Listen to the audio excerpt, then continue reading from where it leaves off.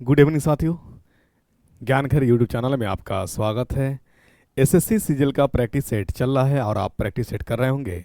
Questions का standard भी ठीक ठाक रहता है। ठीक ठाक क्या, बेहतर ही क्वेश्चंस का स्टैंडर्ड रहता है, ये तो आप बताओगे। मेरा टारगेट होता है कि एग्ज़ाम में क्वेश्चंस को लड़ा देना। एग्ज़ाम में बिल्कुल सुनिश्चित ही एग्ज़ाम में क्वेश्चंस आएगा ही आएगा और डिफिनिट एग्ज़ाम में क्वेश्चंस देखने को मिलेंगे। तो आइए हम लोग सीजीएल का प्रैक्टिस सेट शुरू करने से पहले अपने लक्ष्य के प्रति, अपने सेट के प्रति, यानी किसी भी लक्ष्य को पाने के लिए आपको उस लक्ष्य के प्रति दृढ़ संकल्पित होना पड़ेगा। यानी किसी लक्ष्य को पाने के लिए दृढ़ संकल्पित की आवश्यकता होती है, तब जाकर के आपको कोई लक्ष्य हासिल हो पाएगा। मतलब लाइटली अगर लेते हैं किसी भी चीज़ को तो आपसे बहुत दूर चला जाएगा। किसी भी चीज़ को पाने के लिए उस पर आपको क्या करना है, एकदम फोकस्ड होना पड़ेगा, उसको एकदम संकल्प के रूप में लेना पड़ेगा। ये मुझे चाहिए ही तो चाहिए, तब जाकर के सफलता हाथ लगती है। ठीक है। और आपके को यूट्यूब चैनल के माध्यम से, ज्ञान घर के चैनल के तरफ से आपको लगातार सेट पहुंच रही है और आप अगर रेगुलर वे में नहीं कर रहे हैं तो फिर इससे इम्प्रूवमेंट नहीं होगा। सब चीज़ का एक दायरा फिक्स होता है, कंटिन्यूटी बहुत ज़रूरी है। बगैर कंटिन्यूटी का कुछ होता नहीं है। तो आइए हम लोग क्वेश्चन जो है आज का सेट क्या है उस पर आ जाते हैं। समय को हम लोग विलंब ना करें। ठीक है। सेट जो टाइम पे पहुंचती है आपको पहुंचना चाहिए और आप जो है प्रयास करिए। देखिए, किस संशोधन ने पिछड़ा वर्ग के लिए राष्ट्रीय आयोग की स्थापना की। तो आप याद रखिए, जो संशोधन हुआ था ये 102वां संशोधन था, 2018 में हुआ था। क्या संशोधन था? क्या हो गया, ये तो भाग गया। चलिए इसको पहले हम ले लेते हैं मार्क, या इसको छोड़ देते हैं, इसको ले लेते हैं, इसी से कहानी हमारी बन जाएगी। चलिए इसको लेते हैं और इसको करते हैं अंदर। किस संशोधन ने पिछड़ा वर्ग के लिए राष्ट्रीय आयोग की स्थापना की? तो 101वां संशोधन ने ये किया। ठीक है। ये क्या था? पिछड़ा आयोग के लिए, मतलब जो पिछड़ा आयोग के लिए एक संवैधानिक दर्जा दिया गया। ये हुआ कब था? ये हुआ था आपका 2018 में।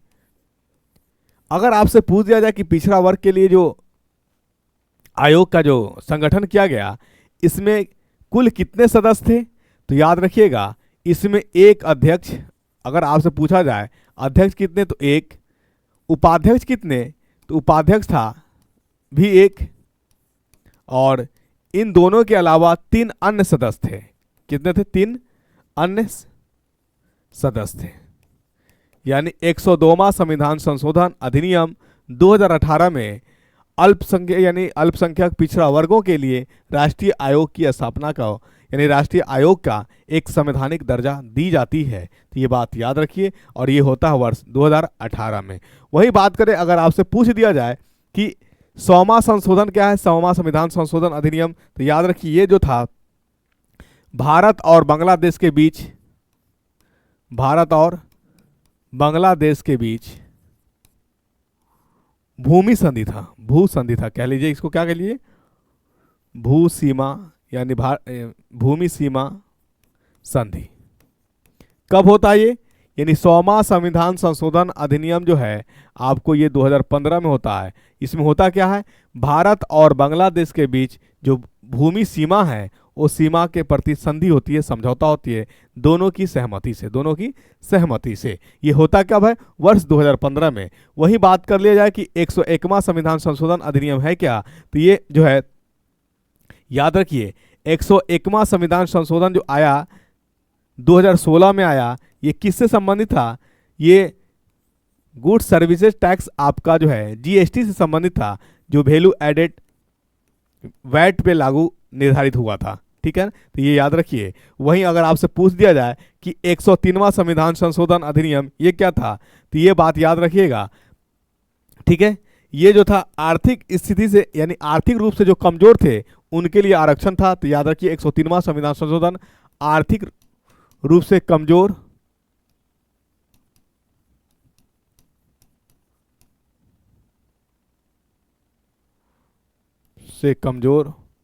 वर्गों के लिए स्पेशल आरक्षण था, रिजर्वेशन था। ठीक है, तो ये बात याद रखिए, स्क्रीनशॉट ले लीजिए, इसका काम आएगा। ठीक है, चलिए आइए अगला प्रश्न में आते हैं हम लोग। निम्नलिखित में से कौन अकबर का राजस्व मंत्री था?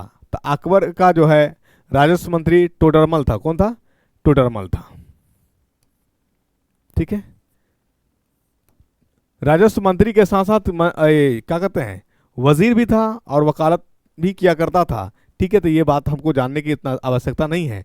यही बात कर लिया जाए तो अकबर के दरबार में कुल 9 जो है व्यक्ति नवरत्न थे, उसमें से एक चेहरा टोडरमल का भी था, है ना। तो नवरत्न इसको कहा जाता है जिसपे अकबर जो है काफ़ी विश्वास करता था और अकबर के लिए काफ़ी ताकतवर और विश्वासजनक व्यक्ति हुआ करता था। उसी को हम जो है अकबर ने नवरत्न कहा था। उनमें से एक टोडरमल भी था। ठीक, वही बात करें तानसेन की, तो तानसेन जो है नवरत्न में से एक नवरत्न तो था ही, लेकिन इसी ने भी शास्त्रीय जो है इसके बारे में याद रख लीजिए। तानसेन किसके, टोडरमल के, तानसेन के बारे में शास्त्रीय भारतीय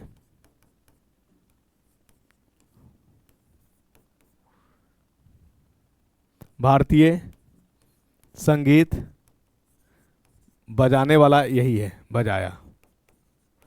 ठीक है, अगर आपसे पूछ दिया जाए कि भारतीय शास्त्रीय संगीत बजाने वाला कौन है, तो तानसेन है, ये बात आप याद रखिएगा। वही बात करिए राजा मानसिंह के बारे में, तो राजा मानसिंह जो था एक ताकतवर और एक भरोसेमंद सेनापति था। किसका? अकबर का। तो देखिए अकबर का भरोसेमंद और ताकतवर सेनापति कौन था?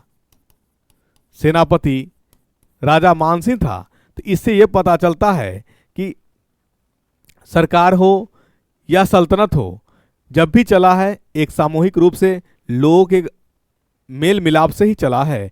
यानी कभी किसी के आगों से यानी कोई धर्म जो है परेशान नहीं रहा है, या किसी के शासक हो जाने से किसी का धर्म जो है संकट में नहीं पड़ा है। इसका उदाहरण आपको ये बता रहा है अकबर। अकबर शासक और उसमें महान सेनापति राजा मानसिंह, जिसमें एक भरोसेमंद होता है। ठीक है ना, यानी इससे यानी आप कोई अगर कोई बरगलाने की प्रयास करे तो आप कह दीजिए ये कुर्सी की मार होती है। ये कुर्सी अगर इस तरह से लोगों में डेविएशन नहीं डाला जाएगा तो वो सत्ता कुर्सी पे काबिज नहीं हो पाएगा। इसलिए हमारे और आपके बीच नफरत का बीज बोने का प्रयास करता है। धर्म जो है कभी संकट में रहा नहीं है और कभी ना रहेगा। ठीक है ना, चलिए वही बात कर ले अबुल फजली की। तो अबुल फजली जो है ये भी अकबर के नवरत्नों में से एक चेहरा था, बाकी और कुछ विशेष इसके बारे में नहीं था। तो आप जहाँ इसका जो है अकबर के दरबार में राजस्व मंत्री जो है रहने वाला आपका टोडरमल है, ये आपका सही आंसर है। ठीक है, आइए अगला प्रश्न क्या है। विभिन्न देशों या क्षेत्रों में चक्रवातों को अलग अलग नामों से पुकारा जाता है, कौन सा जोड़ा सही सुमेलित नहीं है? तो आपको जानना पड़ेगा कि आखिर ये है क्या। देखिए चक्रवात को भारत में चक्रवात के ही नाम से जाना जाता है।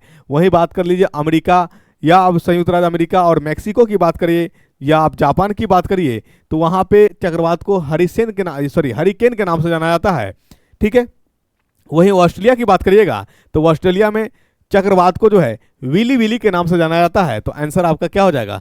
कौन मिसमैच है? वहीं आप चीन की बात करिएगा तो चीन में जो है इसको क्या कहा जाता, थोड़ा ऑप्शन वहाँ दिख नहीं रहा हो, इसको ऊपर कर देते हैं। ठीक है, चीन में टाइफून के नाम से जाना जाता है। तो आपको कह रहा है कि कौन सम्मिलित यानी जो है सुमेलित नहीं है, तो आपको आंसर दिख रहा है ऑस्ट्रेलिया। ऑस्ट्रेलिया में इसको विली विली के नाम से जाना जाता है। और यहाँ देते वर्लपूल, तो आप लिख लीजिए आंसर विली विली। क्या लिखिएगा? Willy willy. यानी चक्रवात को ऑस्ट्रेलिया में क्या कहा जाता है? विली विली कहा जाता है। तो ये आपका आंसर हो जाएगा, C number is the correct answer. ठीक है, चक्रवात को अमेरिका में ठीक है क्या कहा जाता है? हरिकेन कहा जाता है। बिल्कुल। निम्नलिखित में से कौन भारत के संविधान का संरक्षक है? भारत के संविधान का संरक्षक कौन है? भारत का सर्वोच्च न्यायालय। बहुत अच्छा। कभी कभी सर्वोच्च न्यायालय से संबंध यानी इसकी शाखा समझिए कि आखिर ये आया कहां से है। और पहले सर्वोच्च न्यायालय को किस नाम से जाना जाता था? तो सबसे पहले की बात करेंगे 1773 की। रेगुलेटिंग एक्ट में सर्वोच्च न्यायालय की नींव डालने की बात कही गई, लेकिन उस समय सर्वोच्च न्यायालय की बात नहीं, उस समय सर्वोच्च न्यायालय को अभिलेख न्यायालय के नाम से जाना गया। 1773 में इसे अभिलेख न्यायालय के नाम से जाना गया। किस नाम से? अभिलेख न्यायालय। ये बात याद रखिए। वहीं आ जाइए सर्वोच्च न्यायालय सबसे पहले किस राज्य में स्थापित होती है? उस समय आजाद भारत हो करके नहीं रहता है, तो यानी ये मद्रास और बंबई में दो जगह सर्वोच्च न्यायालय की स्थापना होती है। बंबई में सर्वोच्च न्यायालय की स्थापना होती है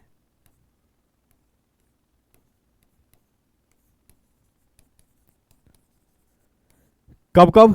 ये होता है आपका मद्रास में 1800 में, और बंबई में जो होता है 1823 में होता है। यानी आपका सबसे पहले उच्च न्यायालय की स्थापना होती है आपको मद्रास और कहाँ?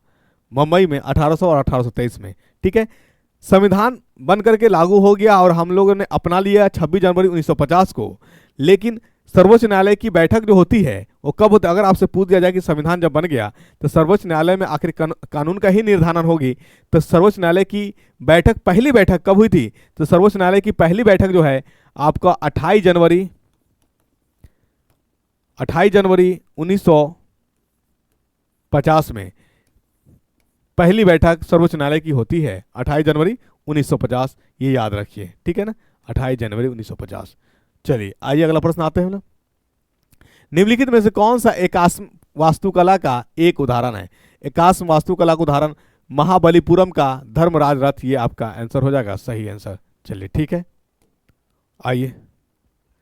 लार में निम्नलिखित में से कौन सा एंजाइम पाया जाता है? तो लार में जो एंजाइम पाया जाता है उसका नाम है एमाइलेज, या दूसरा नाम टाइलिन भी कहते हैं, तो आंसर आपका हो जाएगा सी। ठीक है, पेप्सिन भी आपका जो है ये एंजाइम ही है। क्या है?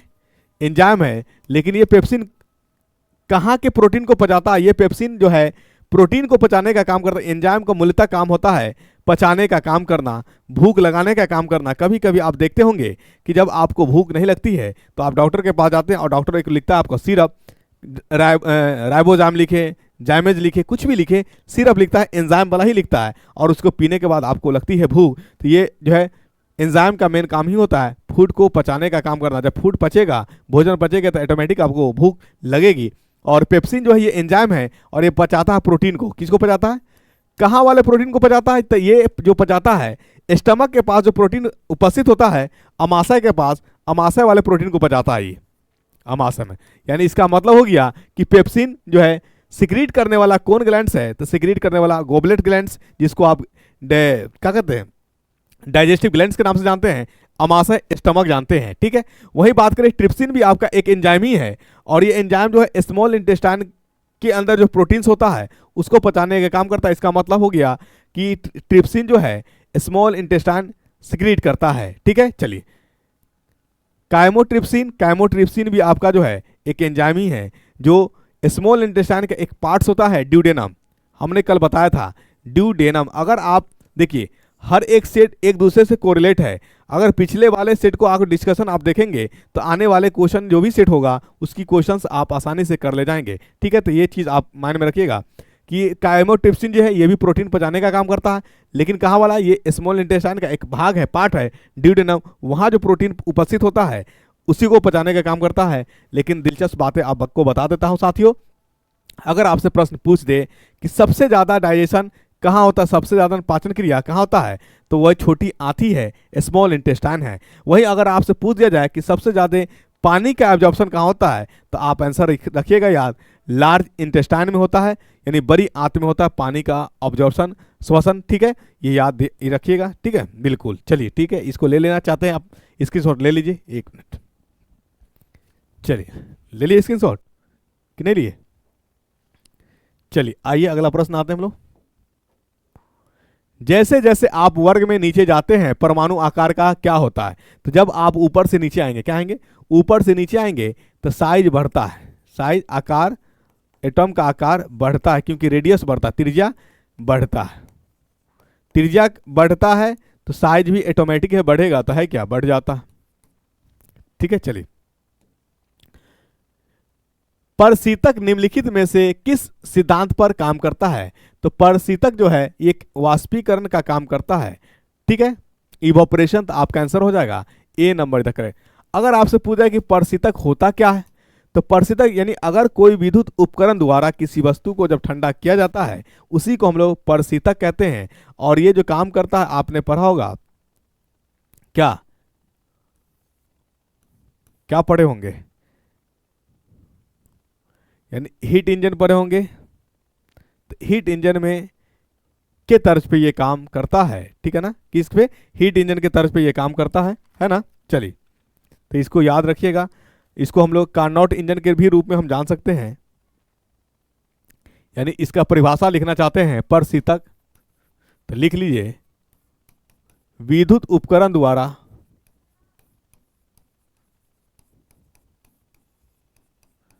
किसी वस्तु को ठंडा करना, किसी वस्तु को ठंडा करना ही प्रशीतक कहलाता है।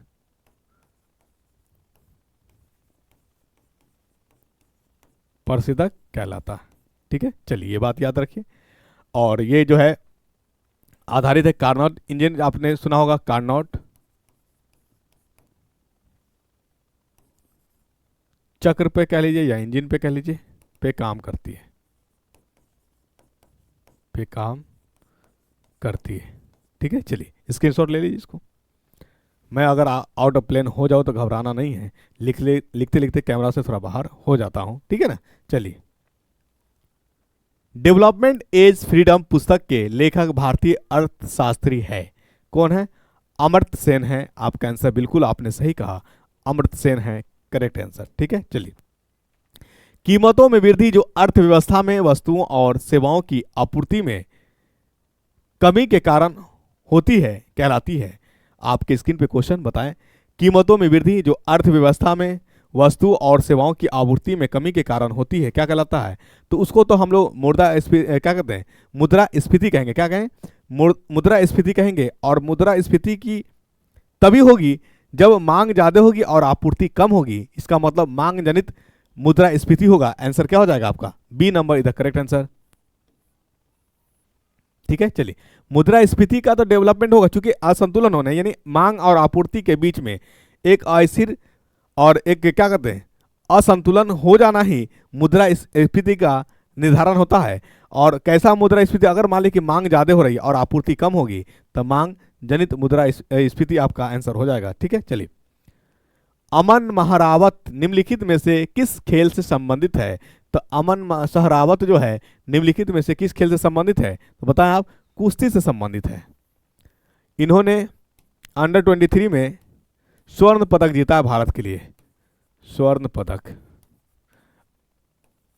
जीता, ठीक है। चलिए, आइए अगला प्रश्न है आपका, भारतीय संविधान के निम्नलिखित अनुच्छेदों में से किसके तहत न्यायालय के रीट क्षेत्राधिकार जुडिशियरी का यानी रीट जुडिशन का प्रयोग किया जा सकता है? तो यानी आप याद रखिए अनुच्छेद 225 है। क्या है? अनुच्छेद 225,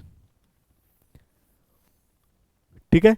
और रीट की बात आती है, जो रीट निकाली जाती है, तो याद रखिए उच्च न्यायालय जो है रीट अनुच्छेद 226 के तहत निकाल सकती है। और किस किस क्षेत्र में रीट निकालती है? तो लिखिए, थोड़ा सा पॉइंट लिख लीजिए कुछ। अनुच्छेद 226 किस किस पे रीट निकालती है? तो पहला पॉइंट लिखिए, क्या पहला पॉइंट लिखिए? बंदी प्रत्यक्षीकरण, बंदी प्रत्यक्षीकरण। दूसरा पॉइंट आप लिख लीजिए, क्या लिखिएगा? परमादेश, परमादेश। तीसरा पॉइंट आप लिख लीजिए निषेध। चौथा पॉइंट लिख लीजिए आप अधिकार पीछा, अधिकार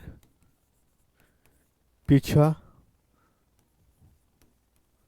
और चौथा पॉइंट आप लिख लीजिए उत्प्रेषण, उत्प्रेषण। आपसे कभी कभी पूछ देगा कि भीमराव अंबेडकर जी ने किस अनुच्छेद को हृदय के रूप में कहा है, संविधान का हृदय? तो बिल्कुल आपने सही आंसर कहा, अनुच्छेद 32 को संविधान का हृदय कहा जाता है। ये बात किसने कहा संविधान का हृदय? बी.आर. अंबेडकर साहब ने, बी.आर. अंबेडकर साहब, ठीक है। चलिए, आइए अगला प्रश्न आते हैं हम लोग। निम्नलिखित में से कौन सा नृत्य रूप अरुणाचल प्रदेश राज्य से संबंधित है? तो अरुणाचल प्रदेश से संबंधित है आपका बुढ़िया। क्या है? बुढ़िया है, बुढ़िया कह लीजिए, बुढ़िया। ये आपका गरबा गुजरात राजस्थान समय माना जाता है ना। और पवरिया एक भारत में एक क्या कहते हैं उसको, पूर्वी भारत की बात करिए और इसके बाद उत्तरी भारत की बात करिए, ठीक है ना।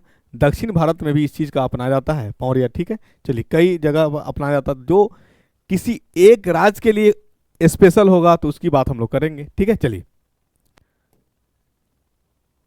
भारत छोड़ो आंदोलन के दौरान बॉम्बे के ग्वालियर टैंक मैदान में भारतीय राष्ट्रीय कांग्रेस का झंडा फहराने के लिए किसे जाना जाता था? तो याद रखिए 1942 में भारत छोड़ो आंदोलन के दरमियान जो है अरुणा आसफ अली एक योद्धा, एक क्रांतिकारी महिला के रूप में माना जाता है और उन्होंने ही पहली बार झंडा लहराई थी, अरुणा आसफ अली। इसलिए कहा जाता है कि महिलाएं क्रांतिकारी होती हैं। आज़ादी में भी महिलाएं की बहुत क्रांतिकारी देखी गई और दिल्ली सल्तनत में भी, जब यानी उसके बाद जो है अंग्रेजों की वर्चस्व जब भारत में बढ़ने लगा तो उस समय भी महिलाएं ने बहुत ज़्यादा क्रांतिकारी दिखाई, ठीक है। चलिए, आइए तो क्या आंसर क्या हो जाएगा? Aruna Asaf Ali the correct answer, ठीक है। चलिए, किस देश ने परमाणु परीक्षण प्रतिबंध संधि के अनुसमर्थन को रद्द कर दिया है? तो याद रखिए इसका आंसर बिल्कुल आपने सही कहा, रूस ने रद्द कर दिया है। तो आपकी तैयारी तो एकदम पूरी पीक लेवल पे है, थोड़ा सा उसमें एनर्जी देने की काम है। मतलब एक इसी पे एक बात आती है, यानी एक बार जो है होता है रेस ट्रेन में और रॉकेट में। किस में रेस होता है? ट्रेन और रॉकेट में होता है। उस रेस में रॉकेट जाता है जीत और ट्रेन जाता है हार। तो रॉकेट से जो है ट्रेन पूछता है, यार बताओ मैं तुझसे कई गुना लंबा हूँ, इस बात को मानते हो? तो रॉकेट कहता है, हाँ भाई बिल्कुल तुम लंबा हो। तो फिर ये बताओ कि तुम साला जीत कैसे गया? जब तुमसे मैं लंबा, तुमसे रेस, तुम मेरे सामने छोटा, तू जीता कैसे? तो रॉकेट पता है जवाब क्या देता है कि देखो, जीतता तो मैं भी नहीं, लेकिन साला मेरे पीछे लगा हुआ था आग। क्या लगा हुआ था? मेरे पीछे लगा हुआ था आग, और उस आग ने मुझे जीतने पे मजबूर कर दिया। तो इसीलिए आपके भी अगर किसी चीज़ के प्रति अगर लगन हो जाए और आपको जुनून हावी हो जाए, आप पे वो जोश उमंग हावी हो जाए, तो आपको जीतने से कोई रोक नहीं सकता।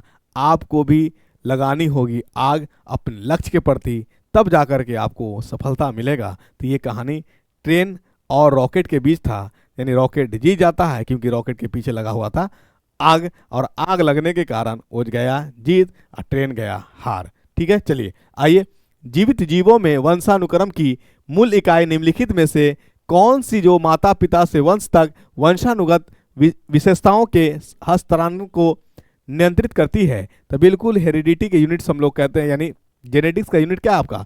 वंशाणु। हेरिडिटी आपका आंसर क्या हो जाएगा? वंशाणु, ये याद रखिए। चलिए, ठीक वही कुछ बातें हम लोग कर लेते हैं। कोशिका, सबसे पहली कोशिका मृत कोशिका खोजा गया, जिसका खोज किसने किया?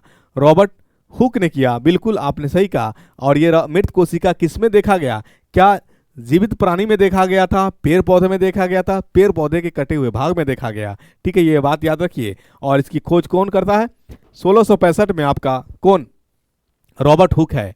रॉबर्ट हुक है, तो ये बात आप रख सकते हैं माइंड में, रॉबर्ट हुक, ठीक है। चलिए, वही बात करें, अगर आपसे पूछ दिया जाए कि डीएनए क्या है, तो डीएनए जो है एक डबल हेलिकल स्ट्रक्चर है, जो किसी भी ऑफ स्प्रिंग के जेनेटिकली कैरेक्टर्स को डिसाइड करने के पीछे जिम्मेदार डीएनए ही है। डीएनए में कभी कभी पूछ देता है कि इसमें नाइट्रोजन से बने कंपाउंड्स कितने हैं, तो नाइट्रोजन से बने कंपाउंड 4 है। उसको नाम याद रखिए, एडेनिन, गुआनिन, थाइमिन, साइटोसिन, ठीक है ना। तो ये याद रखिए, कभी कभी पूछ देता क्वेश्चन कि गुणसूत्र कहाँ पाया जाता था? गुणसूत्र में डीएनए में एक प्रोटीन्स है, उस प्रोटीन्स का नाम है हिस्टोन प्रोटीन्स। उस हिस्टोन प्रोटीन के चारों तरफ, यानी नाभिक में एक धागे की तरह संरचना होती है, और डीएनए के हिस्टोन प्रोटीन के चारों तरफ जो है ये पाए जाते हैं गुणसूत्र क्रोमोसोम। और पुरुष में कितने ग्रुप जो होते हैं? 23 जोड़ी होता है, जिसमें से एक को कहा जाता है सेक्स क्रोमोसोम, और 22 जोड़ी को कहा जाता है, एक जोड़ी को सेक्स क्रोमोसोम और 22 जोड़ी को कहा जाता है ऑटोजोम। क्या कहा जाता है? ऑटोजोम कहा जाता है। ये बात माइंड में रखिएगा आप, ठीक है। चलिए, तो ये मुख्य बातें याद रखिए। आइए, किस शास्त्रीय नृत्य शैली में प्रदर्शन में सूत्रधार या नट्टुवन नार शामिल होता है? जो संपूर्ण प्रदर्शन का संचालक होता है? तो यह याद रखिए, संपूर्ण प्रदर्शन का संचालक कुचिपुड़ी, जो आंध्र प्रदेश की शास्त्रीय नृत्य है। ये आंसर आप याद रखिएगा, ठीक है। चलिए, वही बात करिए आप ओडिसी की, कथक की, बिहू की, तो ये सारी हम शास्त्रीय नृत्य में जो पढ़ाए थे, तो वहाँ हम बता करके हैं, फिर भी हम लोग यानी बताने में संकोच नहीं करेंगे, नहीं संकोच, आपको बताने का हम प्रयास कर रहे हैं। ओडिसी ओडिशा का शास्त्रीय नृत्य है, कथक ये यूपी का आपका शास्त्रीय नृत्य है, और बिहू एक जो है केरल का, मतलब यानी कहिए लोक, और बिहू केरल नहीं कहिए, ये असम का जो है, असम का लोक नृत्य है। क्या? असम का लोक नृत्य है। तो इसके बाद जो है आप माइंड में रखेंगे, ठीक है। चलिए, आइए अगला प्रश्न। भारत का चुनाव आयोग एनसीईआरटी स्कूल पाठ्य पुस्तकों में चुनावी साक्षरता के लिए किसके साथ समझौता ज्ञापन पर हस्ताक्षर करता है? बिल्कुल आपका सही आंसर आ रहा है, यह आएगा शिक्षा मंत्रालय। कौन आंसर होगा? शिक्षा मंत्रालय द करेक्ट आंसर, ठीक है। चलिए, भारत में इलेक्ट्रॉनिक बैंक गारंटी प्लेटफॉर्म देने वाले पहले विदेशी बैंक का नाम बताइए। पहले विदेशी बैंक कौन है? तो पहला विदेशी बैंक आपका है एचएसबीसी बैंक, जो आपको भारत में इलेक्ट्रॉनिक बैंक गारंटी देने का पहला विदेशी बैंक घोषित होता है, एचएसबीसी बैंक, जो लंदन का बैंक है, ठीक है। चलिए, ब्रिटेन का है। आइए, यह त्यौहार नागालैंड सरकार द्वारा 2000 में जनजातियों के बीच अंतरक्रिया को प्रोत्साहित करने और राज्य की सांस्कृतिक विरासत को बढ़ावा देने के लिए शुरुआत किया गया था। त्यौहार को पहचाने, यह त्यौहार आपको बिल्कुल बता करके हैं, इससे पहले वाला सेट अगर आपने देखा होगा तो बिल्कुल आपका ये आंसर करने में कोई संकोच नहीं। और यहाँ बैठे विद्यार्थी इसको आंसर कर दिए। आंसर है आपका हॉर्नबिल उत्सव। क्या नाम है? हॉर्नबिल उत्सव है, ठीक है। चलिए, यानी हॉर्नबिल उत्सव को नागालैंड सरकार ने पुरानी परंपरा संस्कृति को बचाने और उसको संरक्षण रखने के लिए ये त्यौहार को मनाने का 2002 में जो है 2002 में, और विभिन्न जनजातियों के बीच में जो एक समन्वय हो, एक तालमेल बना रहे, इसके लिए इजाज़त देती है। और ये बात, एक बात और याद रख लीजिए, हॉर्नबिल उत्सव को जो है दूसरा नाम भी जाना जाता है नागालैंड में, त्योहारों का त्यौहार के नाम से भी जाना जाता है। का त्यौहार के नाम से जाना जाता है किसको? बोलिए, हॉर्नबिल उत्सव को। आइए अगला प्रश्न है, विद्युत ऊष्मक इलेक्ट्रिक हीटर में तापन अवयव किस से बना होता, किस तत्व का बना होता? तो बिल्कुल आपने सही कहा, नाइक्रोम का बना होता। वजह क्या होती है? तो नाइक्रोम की गलनांक और क्वथनांक अधिक होता है, और अधिक होने के कारण इसका प्रयोग किया जाता है। वही बात कर लीजिए आप, विद्युत का अच्छा चालक तांबा, चांदी, सबसे अच्छा चालक जो है आपका चांदी है, क्योंकि इसमें प्रतिरोध की मात्रा होती है कम, ठीक है। उसके बाद आपका तांबा। लीड जो है आपका कुचालक है। क्या है? कुचालक, यानी धातु तो है लेकिन उस तरह से विद्युत का परिवहन नहीं कर पाता, ठीक है। चलिए, आइए, निम्नलिखित में से किस स्थान पर धम्म चक्र प्रवर्तन नामक बौद्ध कार्यक्रम हुआ था? यानी पहला जो बौद्ध द्वारा जो आयोजन किया गया था, ठीक है ना, वो कार्यक्रम जो था, वो कार्यक्रम बौद्ध परिवर्तन से ही था, और ये होता है आपका कहाँ? सारनाथ में, यूपी में, उत्तर प्रदेश में। यानी पहला जो होता है सारनाथ में होता है, और ये संबंध होता है धर्म चक्र प्रवर्तन से, ठीक है।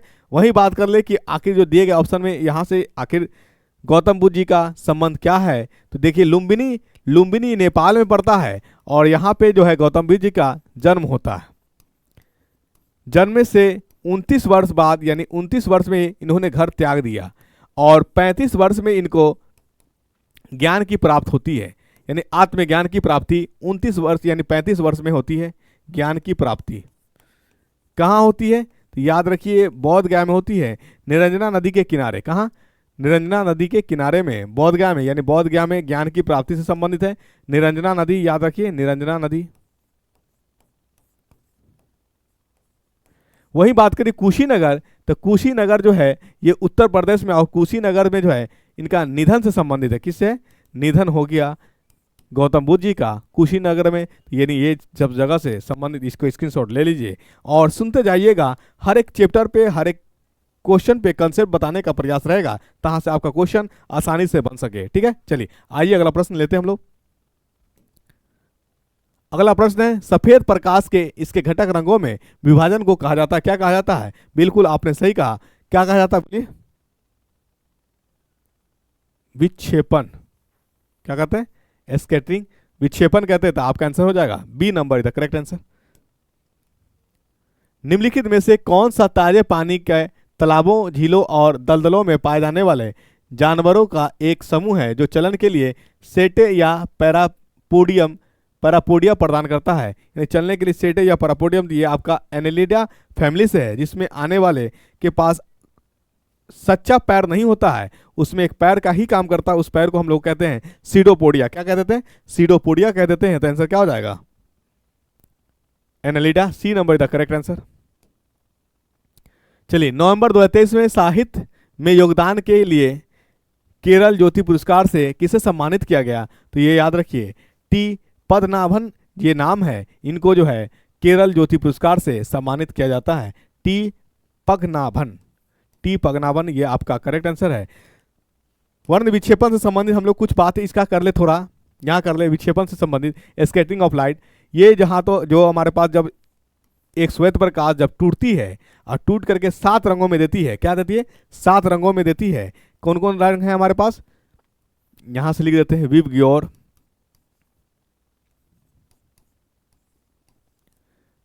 ठीक है।